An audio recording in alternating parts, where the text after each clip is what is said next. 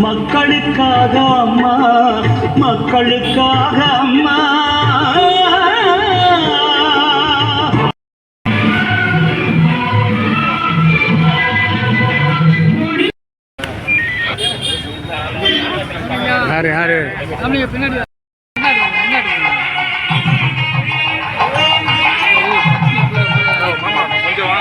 பின்னாடி வார்டு அந்த வார்டில் 8 லட்சம் ரூபாய் மதிப்பீட்டில் நிழற்குடை அமைக்கின்றதுக்கான பூமி பூஜை இன்றைக்கு தொடங்கப்பட்டிருக்கிறது.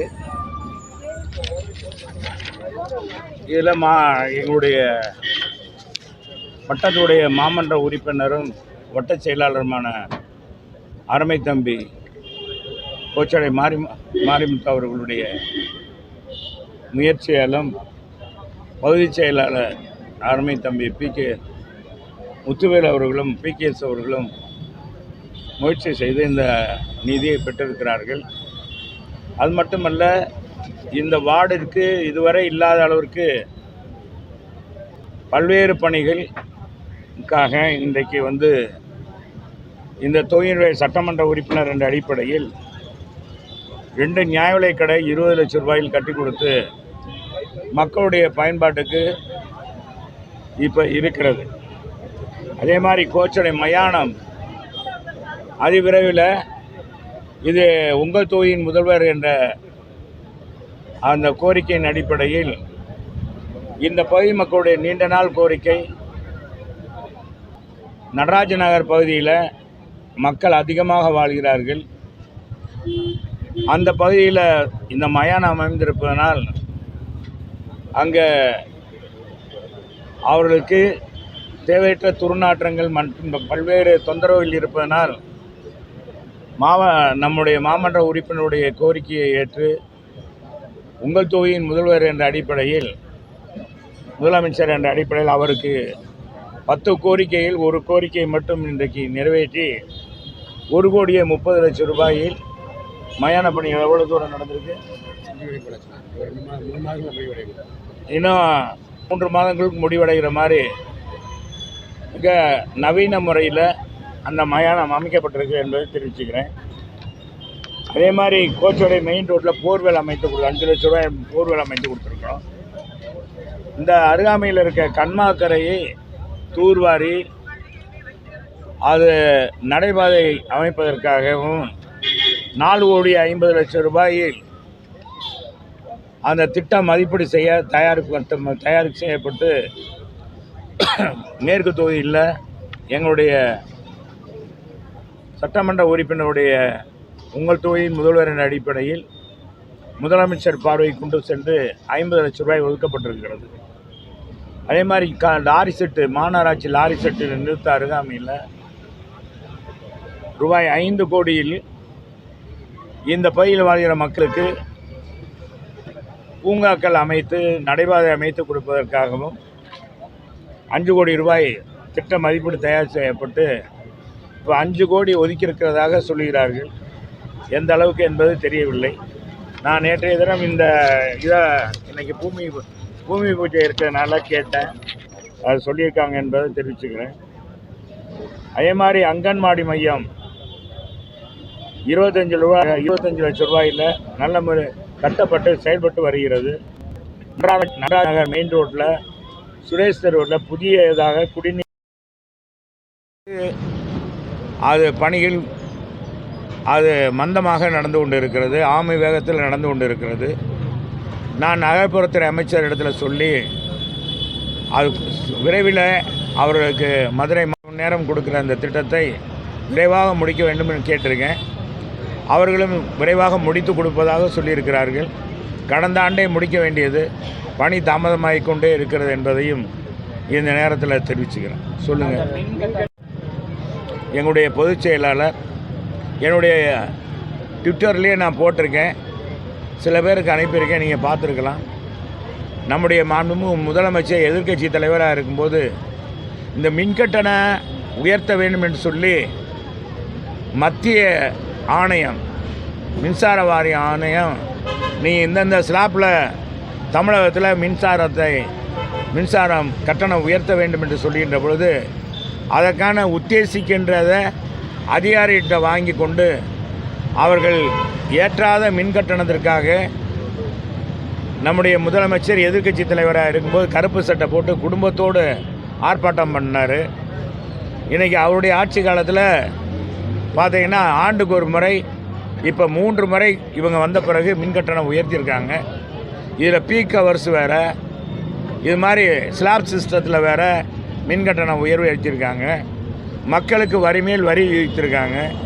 இது போன்ற இதை முதலமைச்சர் செய்து கொண்டு இந்த 40 தொகுதியிலும் நாடாளுமன்ற தொகுதியிலும் வாக்களித்து வெற்றி பெற செய்த மக்களுக்கு பரிசாக ஒரு பக்கம் கொடுத்திருக்கிறார் என்பது தான்.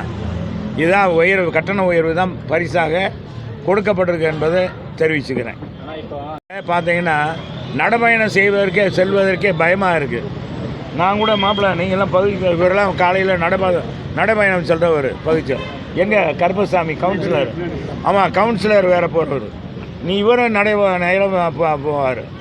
நீங்களாம் போகாதீங்கப்பா, இடைத்தேர்தல் வந்துடும், அப்புறம் ஆளுங்கட்சியுடைய இது அவங்க அதுலேயும் நாங்கள் திராவிட மாடல் ஜெயிச்சிட்டோன்னு சொல்லிடுவாங்க. அதனால் இப்போ நடைபயணம் செல்வதற்கே என்னென்னா இன்னும் நான் அங்கே போயிட்டீங்க அவைத்தலைவர் பக்கத்தில் உட்காரவ இன்னும் நடைபயணம் செல்வதற்கு பயப்படுற அச்சம் ஏற்பட்டிருக்கு.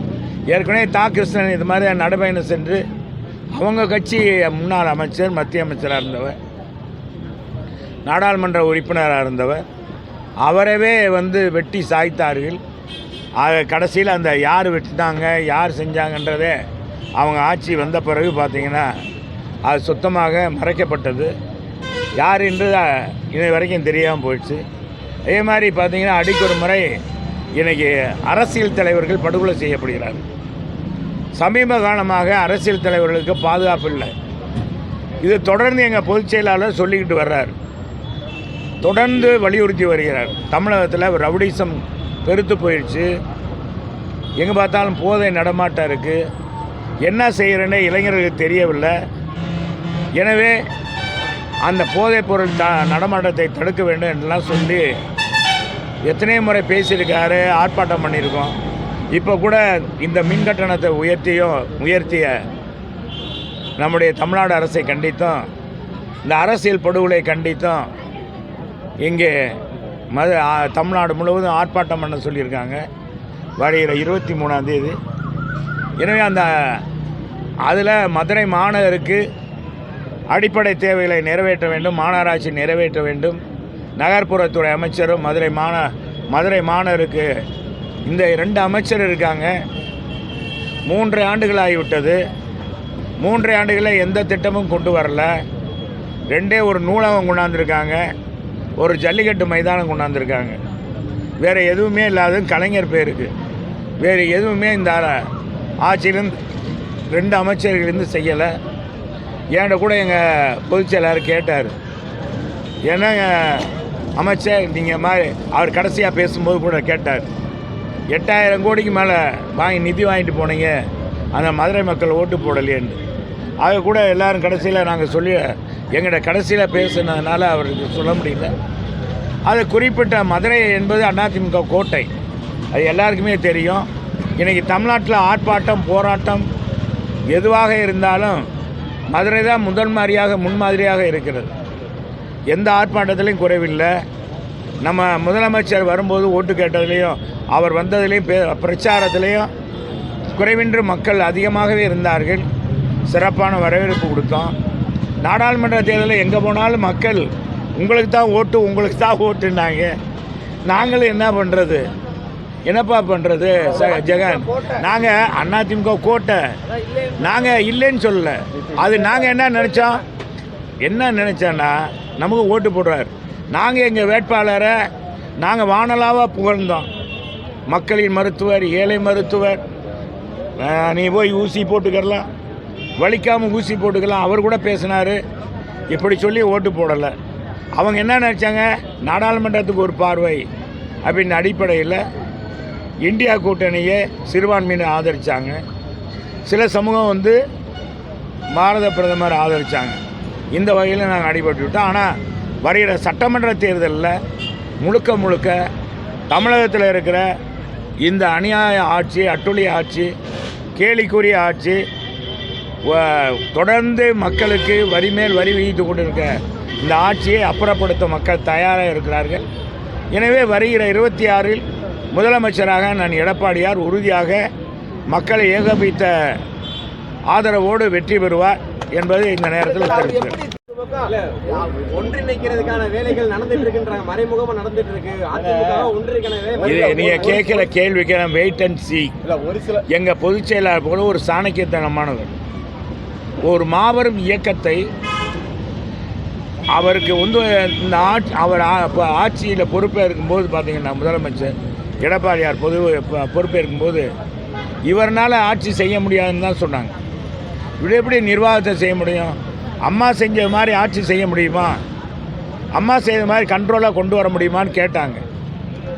ஆனால் இது 2 மாதம் 3 மாதம் கூட நினைக்காதுன்னு சொன்னார் நம்ம முதலமைச்சர், அன்னைக்கு எதிர்க்கட்சி தலைவராக இருக்க இன்றைய முதலமைச்சர் மு.க. ஸ்டாலின், திமுகவுடைய தலைவராக இருக்கு. அவர் கூட சொன்னார், ஆர்வம்லாம் சொன்னார். ஜோசியம் சொன்னார் இல்லைண்ணா, சொன்னாரா சொல்லியா? இந்த ஆண்டில் இப்போ ஆட்சி கலைஞ்சிருந்தார். 4.5 ஆண்டுகள் மிக சிறப்பான ஆட்சியை கொடுத்தார். கொரோனா வந்துச்சு, கொரோனாவை கட்டுப்படுத்தினார். அந்த நேரத்தில் மக்கள் துன்பப்படக்கூடாதுன்னு பொருளாதாரத்தை நான் ரொம்ப விரிவாக சொல்லலை, சிறப்பாக செஞ்சார். அதே மாதிரி பொருளாதாரம் மக்கள் கஷ்டப்படக்கூடாதுன்னு விலையில்லா பொருட்கள் கொடுத்தார். அதை கொரோனாவை கட்டுப்படுத்துறதுக்கு பல்வேறு நடவடிக்கை எடுத்து ஐநா மன்றமே பாராட்டி, உலக சுகாதார மையம் தமிழக அரசை பாராட்டியது, பாரத பிரதமர் தமிழகத்தை பாராட்டினார். அந்த அளவுக்கு சிறப்பு மிக்கவர். எனவே அவருடைய பொறுத்தளவுக்கு ஒரு சாணக்கியத்தனமானவர், எதையும் செய்யக்கூடியவர், வல்லமை படைத்தவர்.